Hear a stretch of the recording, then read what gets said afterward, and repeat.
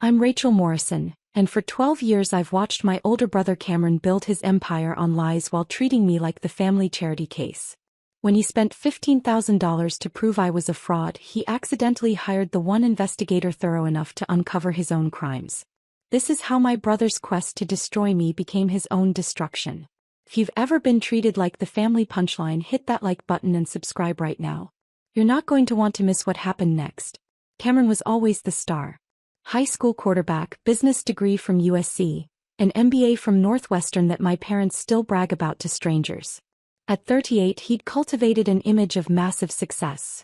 Expensive suits, luxury cars, a mansion in the best neighborhood, a wife who looked like she walked off a magazine cover. I was the weird little sister. The one who liked computers more than parties, who chose a state school for my bachelor's in computer science, who started working at a boring tech company doing IT stuff that no one understood or cared about. Rachel's doing her little tech thing, Mom would say dismissively at family gatherings, as if I was running a lemonade stand instead of working in enterprise software development. Cameron loved the contrast. Every family dinner became his TED Talk. I just closed a $5 million investment round, he'd announce, waiting for the applause that always came. My fund's managing over $50 million in assets now. We're looking at commercial real estate, tech startups, sustainable energy, diversified portfolio across 12 sectors. He called it Morrison Capital Partners. Glossy website, professional office space, a team of associates who looked sharp in matching blazers. He drove a Tesla Model S, wore a Rolex, took business trips to New York and Dubai. And Rachel? Dad would turn to me dutifully, his tone already apologetic for what I might say. Works fine, I'd answer. Always the same. Always vague. Still doing that computer stuff? Cameron would lean back, swirling his expensive scotch. IT support or something? Software development. Right. He'd nod like he understood, but his smirk said he didn't care. Good to have a stable job. Not everyone's cut out for entrepreneurship. His wife, Melissa, would laugh, a crystalline sound that felt like breaking glass.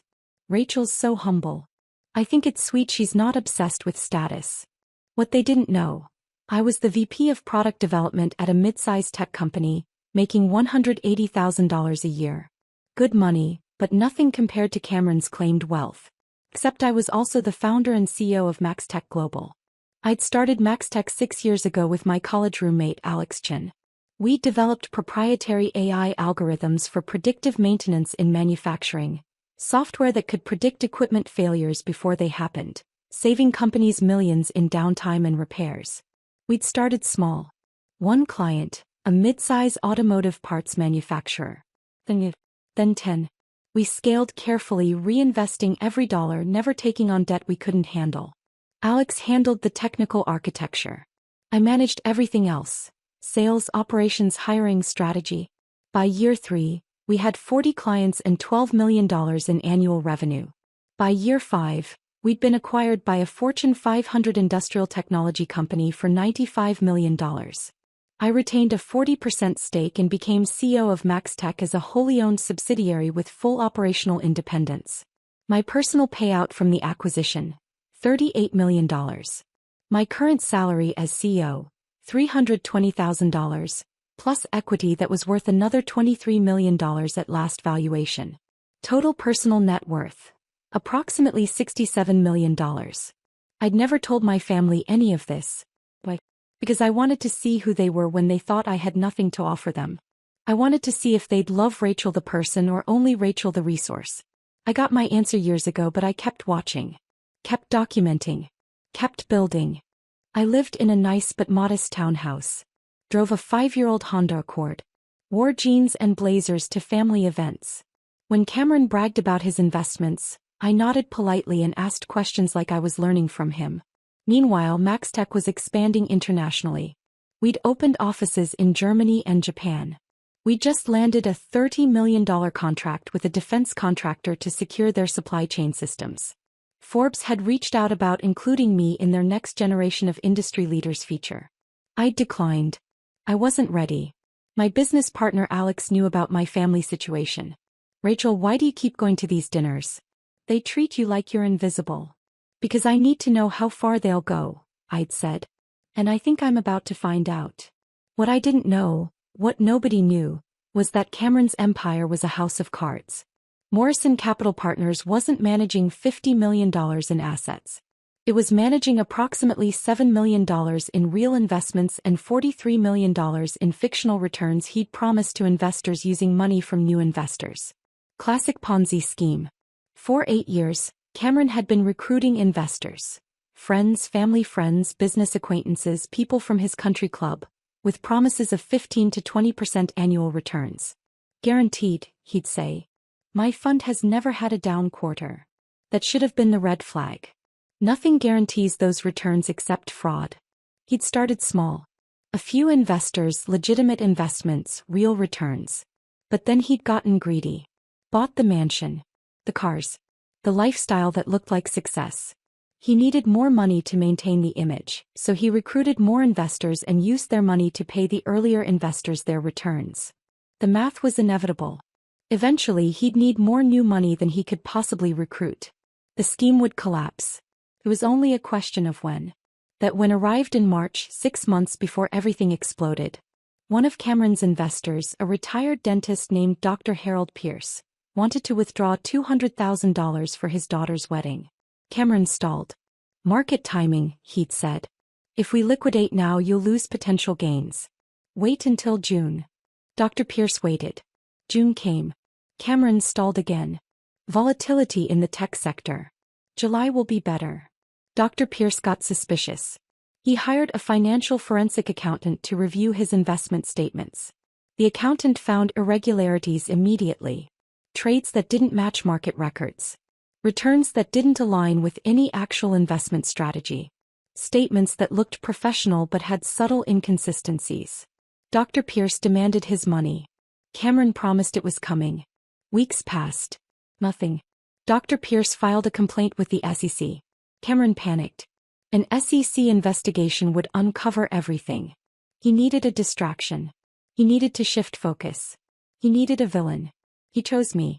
It was October when Cameron called an emergency family meeting. Mom's house, Saturday evening, mandatory attendance. I showed up in my usual outfit. Jeans, a plain sweater, my practical Kate Spade bag that I'd bought 5 years ago. Cameron was already there in a suit that probably cost $3,000, pacing like a caged animal. Melissa sat on the couch, her expression tight. Mom and Dad looked worried. My Aunt Linda and Uncle Frank were there too. They'd invested with Cameron. Thank you all for coming, Cameron began. He looked haggard despite the expensive grooming. We have a serious family matter to discuss. Everyone looked at him expectantly. Morrison Capital has been facing some challenges. False allegations from a disgruntled investor. The SEC is asking questions because this person has made completely baseless accusations about my fund's practices. Uncle Frank leaned forward. What kind of accusations? Fraudulent statements. Misrepresented returns. It's all lies, of course, but investigations like this can damage reputations. Cameron's jaw tightened. The problem is, this investor is claiming that my lifestyle doesn't match my actual business income. That I'm somehow living beyond my means. He looked directly at me. And then I started thinking about Rachel. Every head turned toward me. Rachel, you've always been secretive about your finances. You claim to work in tech, but you live like you're barely scraping by. You drive a car that's falling apart. You dress like you shop at Target. I do shop at Target, I said calmly. Exactly. Cameron pointed at me like I'd proven his point. You're constantly poor-mouthing, playing the victim, making the rest of us look bad by comparison. And I started wondering, what if you're actually doing well and hiding it? What if you've been lying to make me look greedy by comparison? I blinked. You think I'm pretending to be less successful to make you look bad? It would make sense. Melissa chimed in. You're always so quiet about your job. So secretive. What are you hiding, Rachel? Mom frowned. Rachel, honey, are you making more money than you've told us? Why would that matter? I asked. Because, Cameron said, his voice rising, if you're secretly wealthy and have been lying about it, that proves this investor's claims about lifestyle versus income are ridiculous. If my own sister is secretly rich but lives like she's poor, it shows that lifestyle isn't an indicator of actual wealth. The logic was tortured, but I saw what he was doing. He needed to prove that someone could be wealthy while appearing modest. He needed an example to point to when the SEC asked about his mansion and cars. He needed to make me his shield. So I've made a decision, Cameron announced. I've hired a private investigator. Carson Wells from Wells Investigative Services. Cost me $15,000, but he's the best. He's going to conduct a complete background check on Rachel. Finances, employment, everything. And when he proves that she's been hiding wealth, it will discredit the entire lifestyle as evidence argument the SEC is trying to make. I sat very still. You spent $15,000 to investigate me. To protect this family, Cameron corrected. To prove that the accusations against Morrison Capital are baseless. You should be thanking me. And if this investigator doesn't find what you think he'll find? Cameron smiled. He will. You're hiding something, Rachel. You always have been. And Wells is going to expose it. Dad cleared his throat. Cameron, is this really necessary? Rachel's your sister. Dad, I'm facing an SEC investigation because someone is lying about me. If Rachel's been lying too, we need to know. Family means being honest with each other. The irony was so thick I could taste it. When does this investigator present his findings? I asked. Family dinner. December 15th. Here at Mom and Dad's. I want everyone to hear the truth. Cameron crossed his arms. Unless you want to confess now and save us all the trouble? I smiled politely. I have nothing to confess. I'll see you in December. I left without another word. Drop a comment and let me know where you're watching from tonight. I drove straight to MaxTech headquarters and called an emergency meeting with Alex and our head of legal, Patricia Gaines. Your brother did what? Alex stared at me in disbelief. Hired a PI to prove I'm secretly wealthy so he can use me as evidence in his SEC investigation. Patricia's expression turned sharp. Rachel, if a thorough investigator looks into your finances, he's going to find MaxTech. And if he's doing proper due diligence on your background, he might look into my family as well, I finished. Including Cameron. Do you know what this investigator will find about your brother? Patricia asked. No.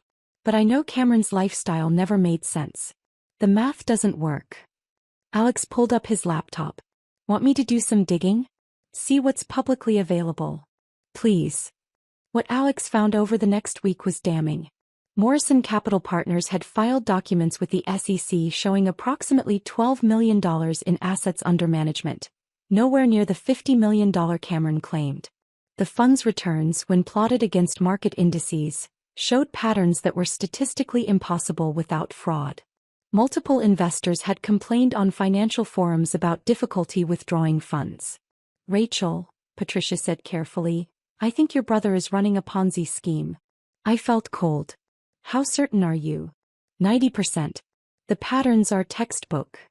If this investigator is good, he'll find it, Patricia said. Especially if he's doing financial background checks on your family to contextualize your finances. Any competent PI would look at family financial history as part of a comprehensive report. I called my personal attorney Marcus Webb, who'd handled the MaxTech acquisition. Marcus, I need you at a family dinner on December 15th. My brother hired a PI to investigate me. I think the PI is going to find significantly more than my brother wants him to. What will he find? And possibly evidence that Cameron is committing securities fraud. Marcus whistled. I'll be there. And Rachel? I'm bringing Sarah from our criminal defense division. Just in case. I spent the next 6 weeks preparing. I contacted Carson Wells directly, the PI Cameron had hired. Mr. Wells, this is Rachel Morrison. You were hired to investigate me. There was a pause. Ms. Morrison. This is unusual. Subjects don't typically call me. I want to cooperate fully. I'll provide access to any documents you need. I want your report to be completely accurate. Another pause. Why? Because I want the truth. Whatever you find, I want it documented correctly. Can we meet? We met at a coffee shop. Carson Wells was 50-ish ex-FBI with the kind of eyes that saw through bullshit immediately. Ms. Morrison, I've been doing this for 20 years. You're the first subject who's ever volunteered to help me investigate them. I have nothing to hide, I said simply. Find whatever you're going to find. I just want it accurate. I provided him with complete access to my finances, employment records, MaxTech documentation. Everything. If you're doing proper due diligence, you'll also look into my family's financial history, correct? His eyes narrowed. That would be standard practice, yes. Good. Be thorough. He studied me for a long moment. Ms. Morrison, what do you think I'm going to find? About me? That I'm the CEO of a successful company. About my family? I met his gaze. I think you're going to find significantly more than my brother wants anyone to know. 3 weeks before the December dinner, Wells called me. Ms. Morrison, we need to talk. In person. With your attorney present. Marcus and I met him at his office. Wells had 2 thick files on his desk. I've completed my investigation, he said. Ms. Morrison, you were right to insist on accuracy. What I found is, well, it's not what your brother expected. He opened the first file. You are Rachel Morrison, VP of Product Development at Tech Solutions Incorporated, salary $180,000. You are also the founder and CEO of MaxTech Global, a wholly owned subsidiary of Industrial Tech Corporation. Your personal net worth is approximately $67 million. You've been concealing this from your family for 6 years. Correct. He opened the second file. His expression was grim. In the course of my investigation, I conducted standard background checks on your immediate family. Your brother, Cameron Morrison, owns Morrison Capital Partners. I reviewed public filings, investor complaints, and financial patterns. He slid a document toward Marcus. Morrison Capital Partners is, in my professional opinion, operating a Ponzi scheme. The evidence is substantial. Promised returns that are impossible given actual market conditions. Multiple investors unable to withdraw funds. Use of new investor money to pay earlier investors. Falsified statements. The fund is insolvent to the tune of approximately $890,000. Marcus took the file, reading quickly. His face hardened. This is securities fraud. Multiple felonies. I've already contacted the SEC, Wells said. They asked me to delay my report to your family until they could coordinate with local law enforcement. They'll have agents at your December 15th dinner. I felt the room tilt. Police will be there? Ms. Morrison, your brother's crimes are federal offenses. When I present my findings, the SEC will move immediately to freeze assets and execute arrest warrants. They're treating this as a flight risk situation. Hit that subscribe button if you've ever had to set boundaries with toxic family, because what happened next changed everything. December 15th arrived cold and clear. I dressed in a tailored black suit, the first time my family had seen me in anything professional. I pulled up to my parents' house in my Honda, parked between Cameron's Tesla and Melissa's Range Rover. Marcus and Sarah arrived in Marcus's BMW. Cameron saw them and frowned. Rachel, why did you bring lawyers? Mr. Wells is presenting a report about my finances. I brought legal counsel. It seemed appropriate. The house was packed. Mom and Dad, Cameron and Melissa, Aunt Linda and Uncle Frank, several of Cameron's other investors, even some family friends. Cameron had invited everyone who'd ever questioned him, everyone who'd heard about the SEC investigation. He wanted witnesses to my humiliation. Carson Wells sat in the corner with his laptop and 2 sealed envelopes. His expression was carefully neutral. Across the street, I noticed an unmarked sedan. Inside sat 2 people in business attire. Federal agents waiting. Cameron stood, glass of wine in hand. Thank you all for coming. I know many of you have questions about the baseless accusations that have been made against Morrison Capital Partners. Tonight we're going to address those questions by examining lifestyle versus actual wealth. He gestured to me. My sister Rachel has always lived modestly. She dresses simply, drives an old car, lives in a basic townhouse. For years she's claimed to be just a mid-level tech employee. Some people might look at her lifestyle and assume she's barely getting by. Nods around the room. That was exactly what everyone assumed. But I suspected Rachel was hiding something. Being secretive. So I hired Carson Wells, one of the best investigators in the state. Cost me $15,000, but it was worth every penny to get the truth. Cameron smiled at me, confident and cruel. Because when Mr. Wells proves that Rachel has been secretly wealthy all along while living like a college student, it will demonstrate that lifestyle is not evidence of income. That someone can be very successful and still choose to live modestly. That appearances, in other words, mean nothing. He turned to Wells. Mr. Wells, please present your findings. Carson Wells stood. He picked up both envelopes and his laptop. Before I begin, I need to state that this investigation was more comprehensive than your brother may have anticipated. Per standard investigative protocol, I didn't just examine Ms. Morrison's finances. I examined all relevant context, including family financial history and relationships that might impact her economic status. Cameron waved a hand dismissively. Yes, just get to Rachel's bank accounts. Wells opened his laptop and pulled up his first document. Report 1. Rachel Elizabeth Morrison Financial Background. The room leaned forward. Ms. Morrison is employed as Vice President of Product Development at Tech Solutions Incorporated, with an annual salary of $180,000. However, this is not her primary source of income. Cameron started smiling. Ms. Morrison is also the founder and chief executive officer of MaxTech Global, a predictive maintenance AI software company. 6 years ago, MaxTech was acquired by Industrial Tech Corporation for $95 million. Ms. Morrison retained a 40% equity stake and operational control as CEO. Gasps echoed through the room. My mother's hand flew to her mouth. Wells continued, clinical and precise. Ms. Morrison's personal payout from the acquisition was $38 million. Her current equity stake is valued at approximately $23 million. Her total compensation as CEO is $320,000 annually, plus performance bonuses averaging $150,000 per year. She maintains personal investment accounts worth approximately $6 million. He looked up. Rachel Morrison's total net worth is approximately $67 million. The silence was absolute. Cameron's face had gone from smug to chalk white. You're a millionaire? I'm a multimillionaire, I corrected quietly. Melissa looked like she might be sick. You've been lying to us for 6 years? I never lied. I told you I worked in tech. I told you work was fine. Everything I said was true. I just didn't specify how fine things were. Mom stood up, her voice shaking. Why would you hide this from us? We're your family. Because I wanted to know who you were when you thought I couldn't give you anything, I said. And now I know. Cameron slammed his hand on the table. This is perfect. This proves my point exactly. Rachel lives modestly despite being worth $67 million. Lifestyle means nothing. The SEC's investigation is based on. Mr. Morrison, Wells interrupted sharply. I'm not finished. Cameron blinked. What? Wells picked up the second envelope. His expression was stone. As I stated, I conducted comprehensive background checks on all relevant parties. That included your finances, Mr. Morrison. The color drained from Cameron's face.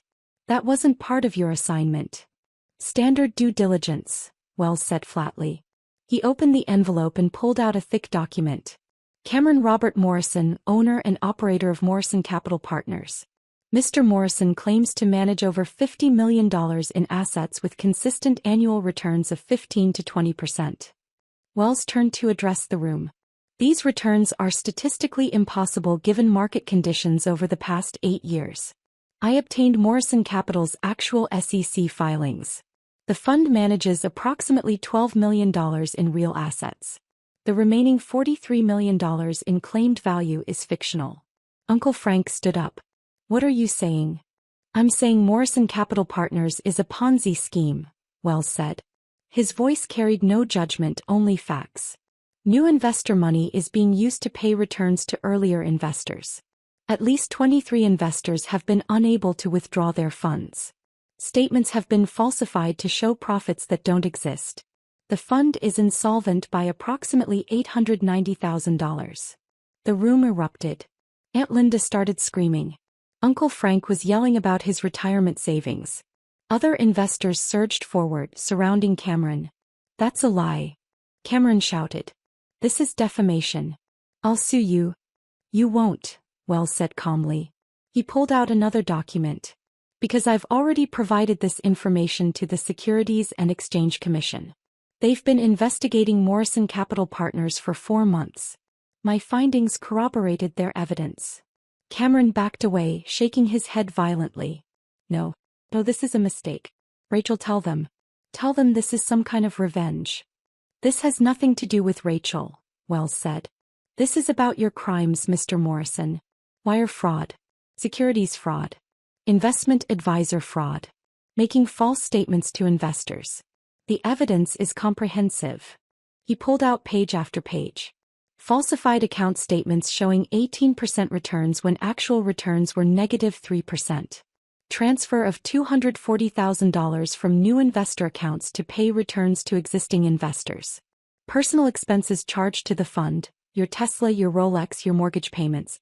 It's all documented. Melissa grabbed Cameron's arm. Cameron, what is he talking about? What did you do? I didn't. This isn't. Cameron's voice cracked. I was going to fix it. I just needed more time. One good quarter and I could have. Mr. Morrison, a new voice said from the doorway. Two people in FBI windbreakers stood in the entrance. Behind them, two more agents. I'm Special Agent Torres, FBI. Cameron Morrison, you're under arrest for wire fraud, securities fraud, and making false statements to federal regulators. Cameron ran. He actually tried to run, shoving past his wife, heading for the back door. Two agents caught him before he made it 5 steps. They pushed him against the wall, cuffing his hands behind his back. You have the right to remain silent, Torres began. Melissa collapsed onto the couch, sobbing.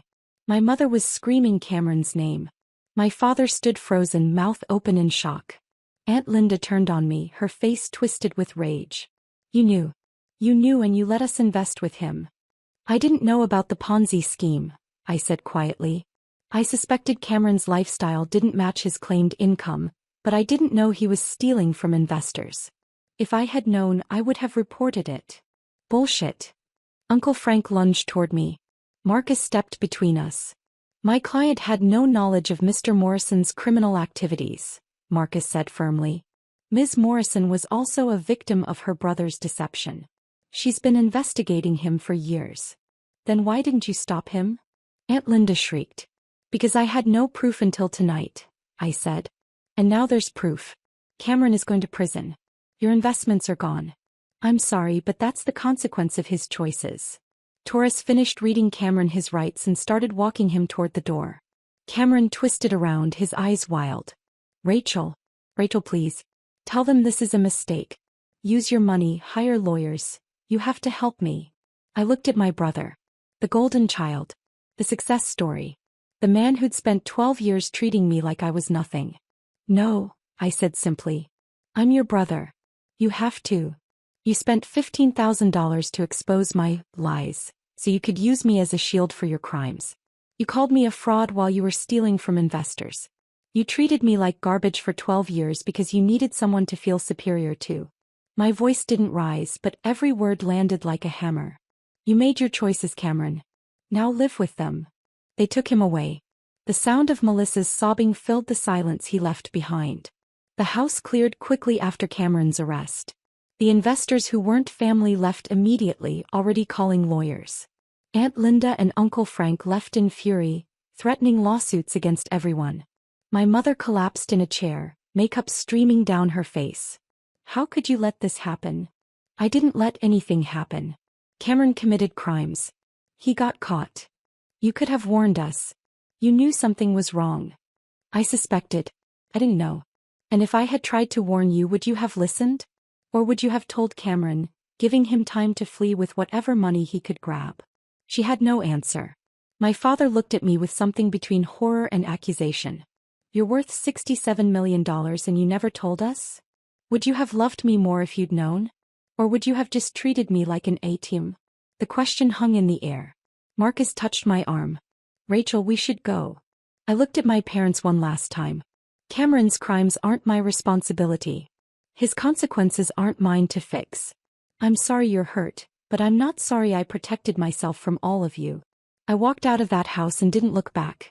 The next 72 hours moved with brutal efficiency. The FBI seized all of Cameron's assets. The Tesla, the house, Melissa's jewelry, bank accounts, everything.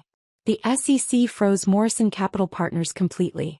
Every investor received notification that their funds were likely gone. Cameron was denied bail. The prosecutor argued flight risk. given the evidence that he'd been moving money to offshore accounts for the past 6 months. Apparently his contingency plan if everything collapsed. Melissa filed for divorce within a week. She'd had no idea about the Ponzi scheme, at least that's what she claimed. The FBI investigators believed her. She'd been a trophy wife, happy to spend money but uninterested in where it came from. 23 investors filed a civil lawsuit against Cameron.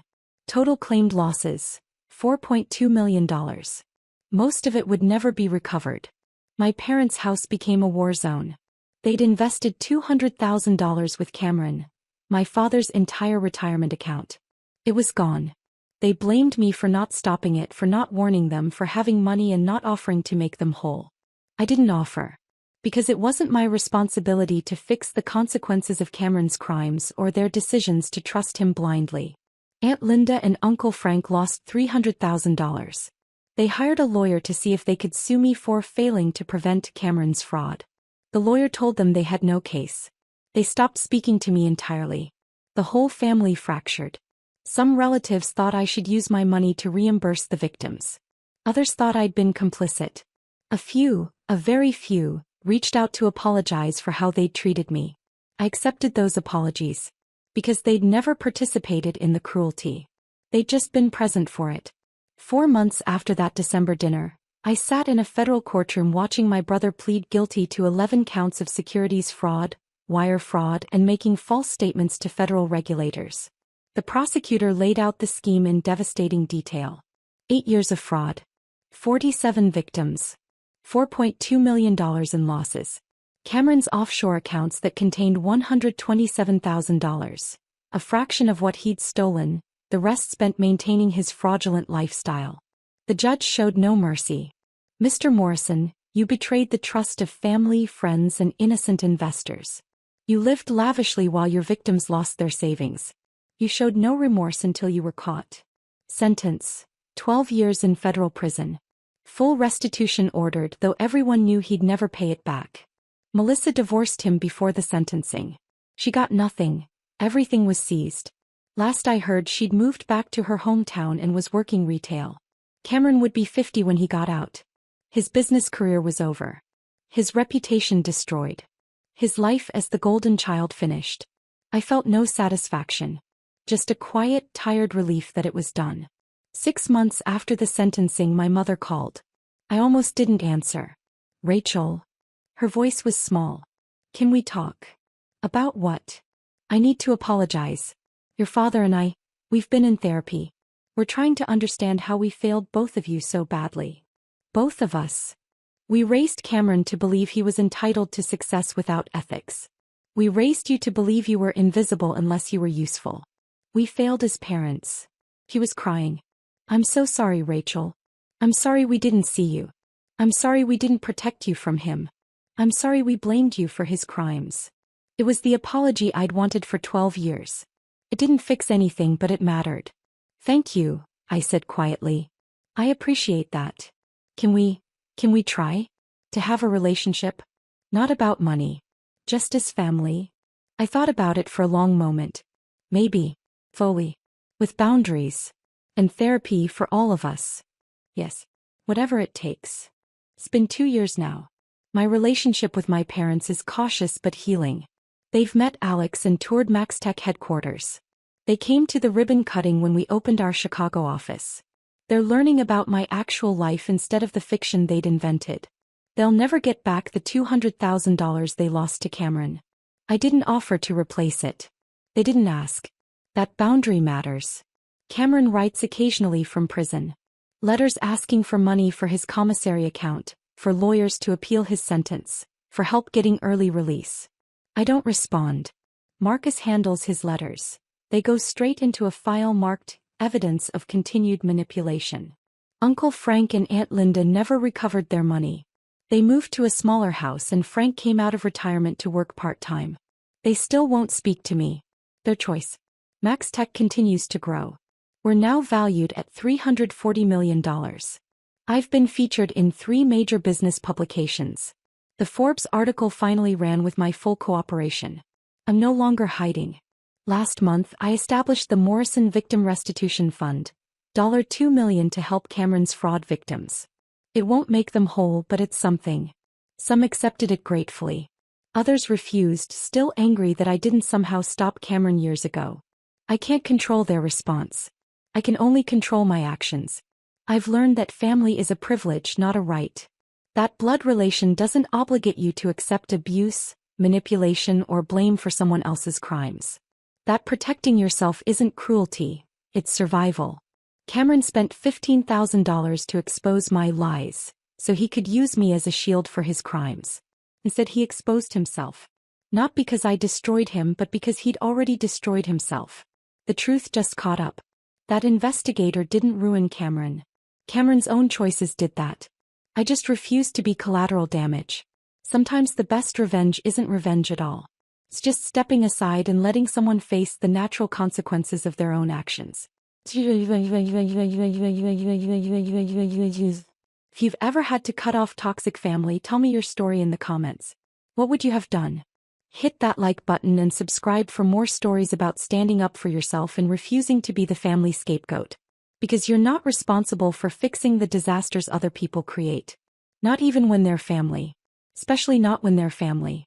You are not the villain for refusing to be the victim.